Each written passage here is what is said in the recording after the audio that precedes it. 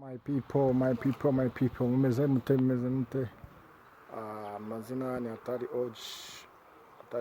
Aka kanya rero nifuje kubamenyesha ko ku macano yacu atandukanye dusanzwe dukoreraho tugiye gutangira gushutinga filime nshyashya. Na kanya k'abantu bafite impano, niba ufite impano nawe uratumiwe muri iyo filime nshyashya tuzasohoka mu mwaka wa 2026. Tuzatangira gushutinga mu kwezi kwa 11, season yose irangira episode 56.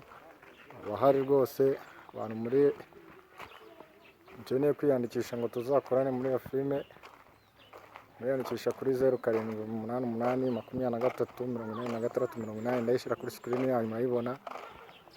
Mwese bose muratumiwe abantu nimufite impano. Aya mahirwe nagucike, aya mahirwe rwose nagucike. Tugiye gutangira kwitegura shooting ndetse na casting kugira ngo uzagere muri uko kwezi kwa 11 dutangira gushutinga bimeze neza. Nongera kwibutsa gukora subscribe, like, share and comment kugira ngo tujye tubana mu bindi biganiro bizajya bica kuri YouTube channel.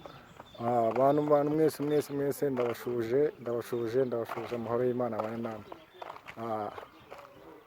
Iyi video isharinge kundi muntu ufite impano kugira ngo tugome tubane mu zindi no muri izo filime zizajya bica kuri YouTube channel zacu zitandukanye. Murakoze, ciao nawe uta. Aya mahirwe nagucike nawe.